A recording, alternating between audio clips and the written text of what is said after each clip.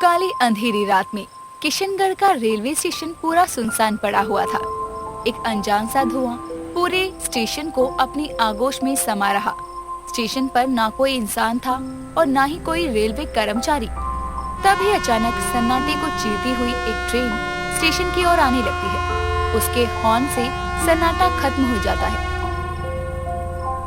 कुछ ही पलों में तेज रफ्तार ट्रेन किशनगढ़ रेलवे पर आकर रुक जाती है।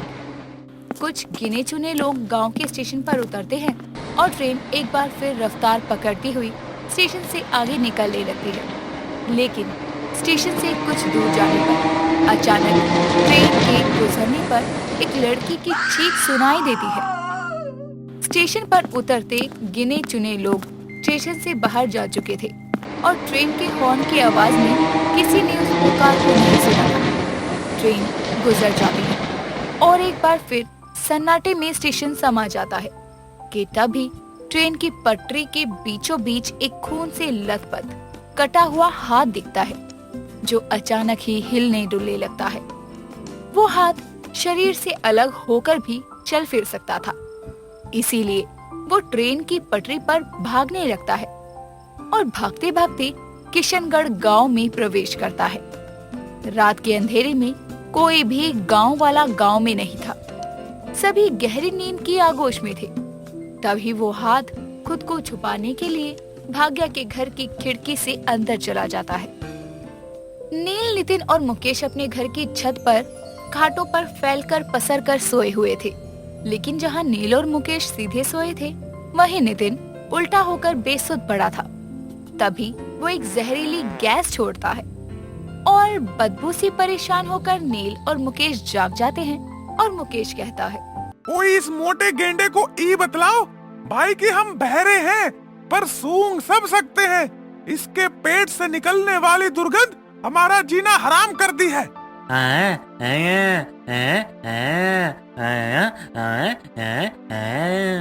ये बोलकर नील जोर से एक दुलाती नितिन को मारता है और नितिन धड़ाम से खाट से नीचे गिर जाता है और कहता है, अले भाई क्या है, इतने मत तपने देत रहा था, तुम दोनों तो दित्ता है। अले त्यो बावले भूत की तला आधी लात को दलती तिता की तला तलब तल मेली तोती हुई लू तो ददा तल मुझे पले तान तल लयो। सुन बे ओ जहरीले गैस की मशीन, वायु प्रदूषण का कारण वायुमंडल के काले छेद, गंदी हवा भरी हुई गेंद। अब अगर तूने एक बार और मेरे आसपास की हवा को आँच पहुँचाने की कोशिश की तो मुझसे बुरा कोई नहीं होगा। भले ही कान से बहरा हूँ, लेकिन हाथ पैर अच्छे से चलते हैं मेरे। ऐसा सूतूंगा प्रदूषण फैलाना भूल जाएगा तू। मुकेश की बात सुनकर नितिन डर जाता है और फिर से सब अपने अपने बिस्तर पर सो जाते हैं। जिसके बाद अब नील जैसे ही सोते हुए उल्टा होता है, तभी एक मच्छर उसके कमर पर काट जाता है और वो मस्त नींद में अपनी कमर खुजा ही रहा था कि तभी वो खुजाते हुए अपना हाथ हटा लेता है और नींद में सो जाता है। पर ये क्या, उसकी कमर पर अभी भी कोई खुजा रहा था, पर कौन?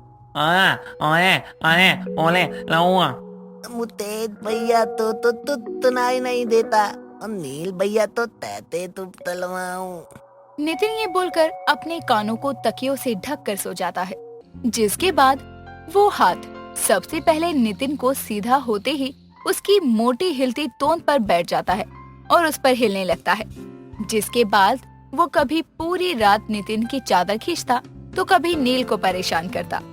जिसके बाद सूरज की पहली किरण किशनगढ़ गांव पर पड़ती है और वो हाथ सुबह होती देखकर वहां से भागने लगता है कि तभी वो नील, नितिन, मुकेश के घर से निकलकर एक पत्थर के पीछे छुप जाता है। सुबह होते ही काली उठकर नहा धोकर तैयार होने लगती है तो वहीं दुर्गा आराम से अपने बिस्तर पर सो रही थी। अपनी माँ को ऐसे सुकून से अपने घर में सोते हुए देखकर काली कहती है, माँ अब मेरे साथ है, कितना अच्छा लगता है मुझे। घर घर जैसा महसूस होता है, जहाँ हर वक्त कोई मेरा इंतजार करता है। ये बोलकर काली स्कूल के लिए निकलने को दरवाजे पर आती है और अपनी माँ को आवाज लगाकर कहती है, माँ मैं स्कूल जा रही हूँ, दवा समय पर ले लेना और दरवाजा बंद कर लेना। आज मैं स्कूल के बाद सीधा पंचायत ऑफिस जाऊंगी। ठीक है बिटिया, ध्यान से जाना। काली स्कूल के लिए निकल जाती है और एक पत्थर के पीछे छुपा हुआ हाथ तभी मौका पाकर काली के घर में घुस जाता है। और अब घर में दुर्गा उस कटे हुए हाथ के साथ अकेली थी। नींद में सोती हुई दुर्गा अपनी कमर पर अपने हाथों को रखते हुए कहती है, काली बेटा, मेरी कमर दर्द हो रही है, जरा दबा दे। अरे वो तो चली गई। दुर्गा ऐसे बोलकर वापस गहरी नींद में सो जाती है। तभी वो हाथ अपनी छुपी हुई जगह से निकलकर काली के घर में इधर उधर घूमने लगता है, कभी बर्तनों के बीच तो कभी कहीं। और उसके घूमने से होने वाली आवाज से दुर्गा उठने लगती है। तभी वो हाथ एक पतीले के पीछे छुप जाता है। इतने में दुर्गा उठकर आसपास देखते हुए कहती है, ये घर भी कितना फैला हुआ है, लेकिन मेरी हिम्मत ही नहीं हो रही है कि काम कर लूं। थोड़ा आराम कर लेती हूँ, फिर उठकर सफाई करूंगी। दुर्गा एक बार फिर से बिस्तर पर चादर तान कर सो जाती है और वो हाथ निकलकर घर के काम करने लगता है।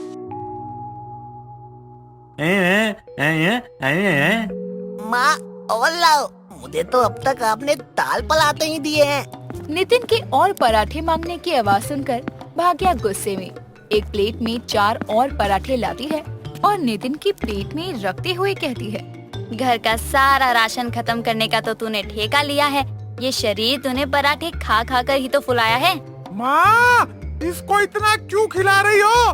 आपको पता भी है दिन में इतना खाता है ये और रात को हमको जगाता है ये। अले दलते हो तुम दोनों, मेरी तेहत थे। घर का सारा काम हो चुका था। कटा हुआ हाथ अब दुर्गा के पास आकर उसको निहारने लगता है और उसके सर पर जाकर उसका सर दबाने लगता है। लेकिन तभी अपनी सर पर किसी का हाथ महसूस होने पर दुर्गा की आंखें खुल जाती है और ये देखकर वो हाथ जल्दी से बेड के नीचे जाकर छुप जाता है। मुझे ऐसा क्यों लग रहा है कि किसी ने मेरा सर दबाया हो, लेकिन मेरे कमरे में तो कोई नहीं है। मुझे शायद वहम हुआ होगा। ये घर किसने साफ किया? काली स्कूल में रहकर भी घर पर जादू कर सकती है। अब जब काम हो ही गया है तो मैं क्यों उठूं? आराम ही करती हूँ। दुर्गा के लेटने के बाद बेड के नीचे छुपे हुए हाथ को अचानक ही एक चूहा दिखता है और वो भागने लगता है। अब चूहा भी हाथ को देखकर उसके पीछे ही भागने लगता है। पूरे घर को कुछ समय में समेटने वाला हाथ अब पूरे घर को दोबारा बिखेर देता है। सारे बर्तन इधर उधर बिखर जाते हैं और इनकी आवाज सुनकर दुर्गा उठकर देखते हुए कहती है, हे भगवान, ये सब क्या है? अभी तो घर ठीक था, ये हाल किसने किया? ये काली कहाँ बैठे बैठे जादू करने में लगी है? दुर्गा अब उठकर खुद घर के काम करने लगती है तो वहीं वो हाथ अब एक कोने में किसी चीज के पीछे छुप जाता है। दुर्गा ये सब सोचकर हैरान थी और खुद ही धीरे धीरे पूरे घर को साफ करती है। जिसके बाद वो सब काम खत्म करके दाल भात खाने बैठी ही थी कि तभी उसके घर के दरवाजे पर दस्तक होती है और वो कहती है, अरे इस टाइम कौन आ गया? आज तो काली सीधा पंचायत ऑफिस गई है, फिर कौन हो सकता है? दुर्गा ये बोलकर दरवाजा खोलती है तो देखती है कि सामने भाग्या खड़ी है। उसको देखकर दुर्गा उसे अंदर बुलाती है और कहती है, अरे भाग्या बहन, आज यहाँ कैसे आना हुआ? अब क्या बताऊं दुर्गा बहन, हम तो इतने परेशान हो गए कि हमसे घर पर बैठा ही ना ही गया और हम तुमसे मिलने यहाँ आ गए। ऐसा भी क्या हो गया? क्या परेशानी है, तनिक बताओ। वो किशनगढ़ की पटरी है ना, ऊपर एक लाश मिली है किसी लड़की का। सुना है 2-3 भागों में कटा हुआ है। राम राम राम। अरे इतना ही नहीं, लाश का एक हाथ भी गायब है। पुलिस खोज कर रही है, शायद किसी अनाथ बच्चे का है। ना जाने इस दुनिया में ये पाप कितना बढ़ गया है। दोनों सहेलियां बैठकर बातें कर रही थी और भाग्या कुछ देर में वहाँ से चली जाती है। वहीं अब वो हाथ छुपकर ये सब कुछ सुन रहा था और किसी को खबर नहीं थी वो हाथ काली के घर में है। तो वहीं दूसरी तरफ काली अपने स्कूल में पहुंचकर बच्चों को पढ़ा रही थी। तभी वो बच्चों को कुछ समझाने के लिए चौक को उठाती है और जैसे ही ब्लैक बोर्ड पर लिखने को होती है तभी काली को कुछ भयानक सा नजर आता है। बचाओ बचाओ, कोई हमारी मदद करो। काली ये देखकर सहम से जाती है और एकदम से खुद को संभालते हुए अपने मन में कहती है, ये सब क्या था? मैंने अभी क्या देखा?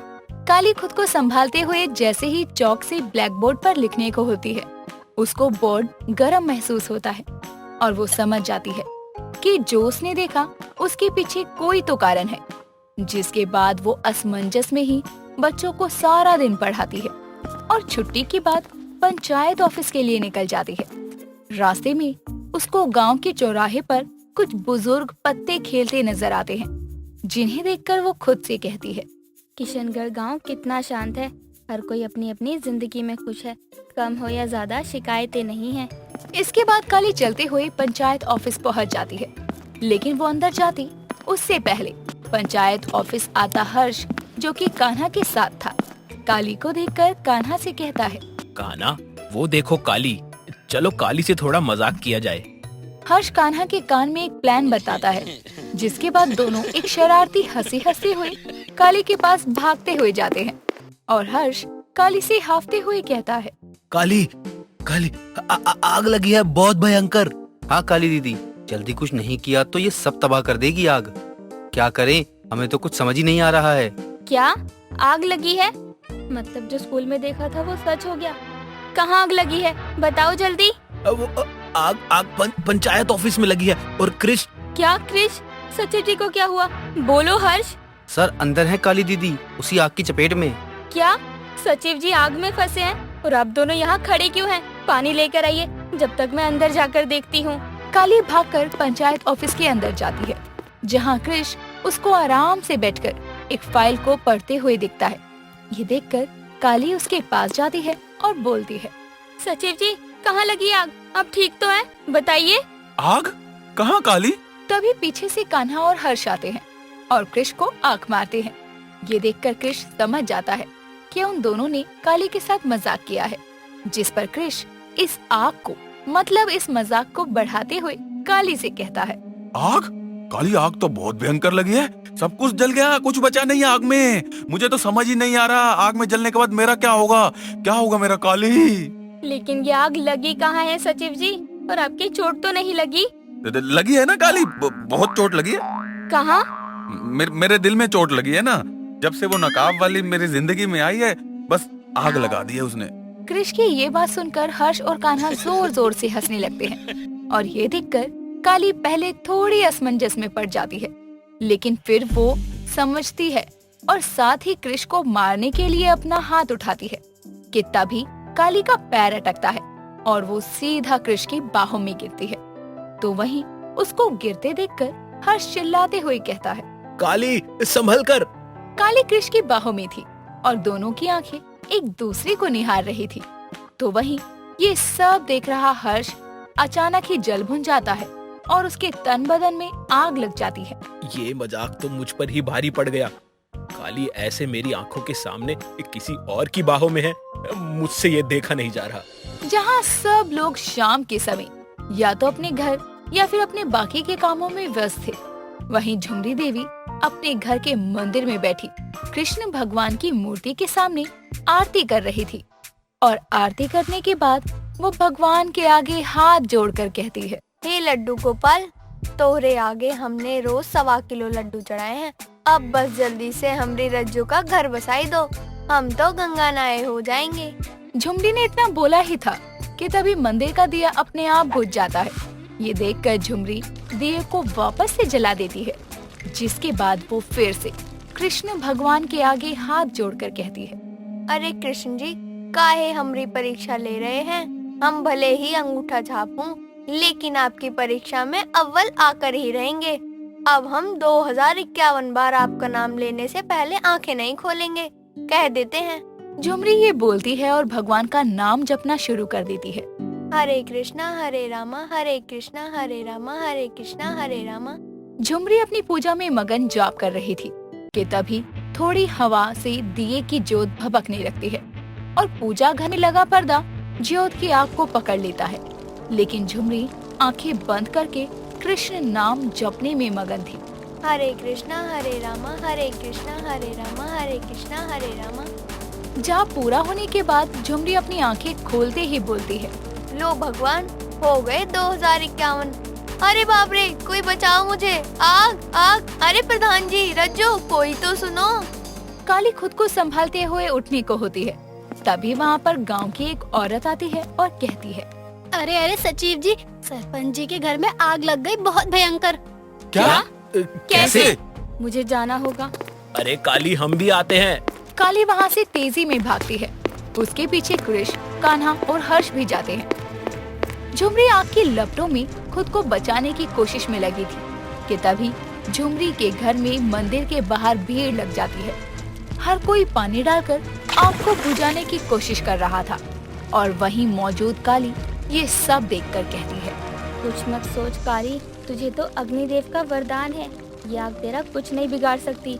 जल्दी पहुंच झुमरी काकी को बचाने। अरे कोई हमारी झुमरी को बचाओ, वो घर में ही है। रज्जो तो अपनी सहेली के घर गई है, पर हमारी झुमरी, कोई मत बचाओ उसे। कोई तो बचाओ उसे। काली मौका पाकर वहाँ से चुटकी बजाकर गायब हो जाती है और धुआं होने की वजह से किसी का ध्यान उस पर नहीं जाता। जिसके बाद वो एक कोने में जाकर दोबारा चुटकी बजाती है और नकाब वाला वेश धारण कर लेती है और आग की लपटों से बेहोश झुमरी को गोद में उठाकर बाहर ले आती है। सब झुमरी को नकाब वाली के साथ देखकर उसकी तारीफ करने लगते हैं। जिसके बाद झुमरी होश में आते हुए धीरे से कहती है, मेरे लड्डू गोपाल अंदर है। झुमरी ये बोलकर बेहोश हो जाती है और काली गुलशन के पास उसे छोड़कर फिर से आग लगे पूजा घर में जाती है और अंदर जाकर देखती है कि सामने लड्डू गोपाल जी रखे हैं और आग उन तक पहुंचने ही वाली है। हे अग्निदेव, शक्ति देना। काली ये बोलकर अंदर जाकर लड्डू गोपाल की मूर्ति को लेकर बाहर आती है और वहाँ मौजूद गुलशन, कृष, कान्हा, हर्ष सब यही सोचकर हैरान थे कि नकाब वाली को कुछ हुआ क्यों नहीं। और गुलशन हाथ जोड़कर नकाब वाली से कहता है, शुक्रिया बेटा, तुम जो भी हो हम नहीं जानते हैं, लेकिन अगर तुम आज न होती तो हमारे लड्डू गोपाल और हमारी बीवी दोनों हमारी जिंदगी में ना रहते। सरपंच जी, ये तो मेरा फर्ज था। कोई ऐसी आग नहीं है दुनिया में जो किशनगढ़ के लोगों का बाल भी बांका कर सके। काली ये कहती है और सब उसके लिए तालियां बजाने लगते हैं। जिसके बाद काली वहाँ से चुटकी बजाकर सबके सामने से ओझल हो जाती है। तो उसके जाने पर काली वहाँ भागी भागी रूप बदल कर आती है और झुमरी से कहती है, अरे झुमरी काकी ठीक तो है ना सरपंच जी? हाँ बिटिया ठीक है, भला हो उस नकाब वाली का। अरे तुम अब आई हो, निकल तो हमसे पहले गई थी। हाँ तो मेरे पास गाड़ी नहीं है ना मिस्टर हर्ष। गुलशन के घर कुछ ही देर में फायर ब्रिगेड आ जाती है और आग बुझाती है। जिसके बाद सब कुछ शांत होने पर काली थकी हारी अपने घर आती है और उसके बाद अपनी माँ के साथ खाना खाते हुए उसको आज के दिन का सारा हाल बताती है। जिसके बाद दुर्गा काली से कहती है, अच्छा, अरे बाप रे, मुझे तो पता ही नहीं था। अच्छा काली, तू खाना खा, मैं झुमरी बहन का हाल पूछ के आऊँ। ठीक है माँ। दुर्गा इतना बोलकर अपना खाना खत्म करके घर से निकल जाती है। तो वहीं काली भी खाना खाकर अपने बिस्तर पर आराम करने चली जाती है। तभी उसे कुछ अजीब सा एहसास होता है और किसी के डर के कांपने की आवाज आती है, जिसको सुनकर काली सहम जाती है, पर हिम्मत करके अपने बिस्तर से नीचे आती है। आवाज को सुनकर वो बेड के नीचे देखती है तो वहाँ पर गौरी छुपी हुई थी। उसे देखकर काली गुस्से में आकर उससे कहती है, गौरी की बच्ची, बाहर आ बेड के नीचे से। हाँ हाँ, आती हूँ। गौरी बेड के नीचे से बाहर आती है और काली उसको गुस्से में कहती है, नालायक, तू आत्मा है। थू, लानत है तेरे जैसे आत्मा पर। तू खुद आत्मा होकर बेड के नीचे डर कर छुपी हुई है। और ये बता, तू डर किससे रही है? वो काली घर में एक तोतली है या हकली? साफ साफ क्यों नहीं बोलती कुछ? काली के स्कूल जाने के बाद गौरी को अपनी माँ की तबीयत की चिंता होती है और वो दुर्गा को देखने अपने घर में प्रकट होती है। तभी वो देखती है कि घर का सारा काम अपने आप हो रहा है और उसकी नजर एक कटे हुए हाथ पर जाती है, जिसे देखकर वो बुरी तरह से डर जाती है। भूत! बस यही बात है काली, तब से मैं इस बेड के नीचे छुपी हुई हूँ ताकि भूत को भी ना दिखूं और मैं माँ की रक्षा भी कर सकूं। क्या गौरी, तुम भी किसी काम की नहीं हो? रुको, मैं देखती हूँ कौन सा कटा हाथ का भूत घर में घूम रहा है। काली ये बोलकर चुटकी बजाती है और चीजों पर काबू पाने की शक्ति का उपयोग करके घर की सब चीजों को हवा में उड़ा देती है, जिस वजह से वहाँ छुपा हुआ हाथ अब काली और गौरी को देखने लगता है और इधर उधर भागने लगता है। कौन हो तुम और यहाँ किस मकसद से आए हो? कोई चुड़ैल हो या कोई पिशाच? गौरी जो कि काली के पीछे खड़ी हुई थी डरते हुए कहती है, ना काली ना, मैंने सब भूत और आत्मा को ऊपर से देखा है, ये उनमें से नहीं है, ये कुछ अलग ही है। जय हनुमान ज्ञान गुण सागर, जय कपीसति हो लोक उजागर। आगे आगे क्या था? रामदूत अतुलित बल धामा, अंजनी पुत्र पवन सतनामा। गौरी तू तो चुड़ैल है, तू कब से हनुमान चालीसा गाने लगी? चुप चुड़ैल की बच्ची, मैं चुड़ैल नहीं बल्कि आत्मा हूँ, मैं हनुमान चालीसा गा सकती हूँ। चुड़ैल और आत्मा में फर्क क्या होता है? फर्क होता है वही फर्क जो भारत में और जनरल कास्ट में होता है, समझी तू? अब चुटकी बजा और इस आफत से निजात पा। काली अब उस कटे हुए हाथ से डरने के बजाय उसके पीछे की सच्चाई जानना चाहती थी, इसलिए वो अपना हाथ आगे कर उस कटे हुए हाथ की तरफ बढ़ाती है और उससे कहती है, मुझ पर भरोसा करो, मैं तुम्हें कोई नुकसान नहीं पहुंचाऊंगी। और तुम अगर मेरे हाथ से हाथ मिलाते हो तो तुम कौन हो इसके बारे में मुझे खुद पता चल जाएगा। काली के कहने पर वो कटा हुआ हाथ काली के हाथ से हाथ मिलाता है, जिसके बाद काली को आंखें बंद करते ही एक दृश्य दिखता है जिसमें एक लड़की भागते हुए ट्रेन की पटरी पर आ रही थी और अचानक तेज रफ्तार ट्रेन के नीचे आकर वो कट कर मर जाती है। लेकिन उसका ये हाथ जिसमें ना जाने क्यों अब भी जान थी, उस पटरी से भागकर यहाँ आ जाता है। काली को उस हाथ ने अब तक क्या किया सब पता चलता है। नील नितिन मुकेश को परेशान करना, घर का काम करना, दुर्गा का सर दबाना। ये देखने के बाद काली अपनी आंखें खोलकर उससे कहती है, तुम्हारे साथ सच में बहुत बुरा हुआ है, लेकिन समझ नहीं आ रहा कि तुम्हारे अंदर जान कैसे है।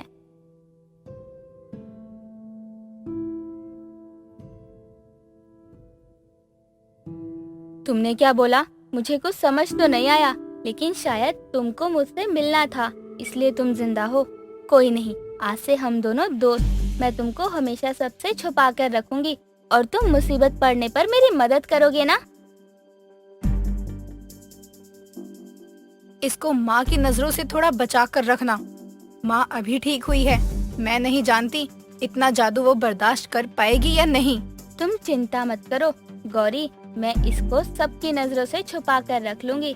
जब अपनी शक्तियाँ अब तक छुपाई हैं, तो ये भी छुपा लूंगी। पर तुम इसको बुलाओगी क्या? हथौड़ी। तुमको ये नाम पसंद आया?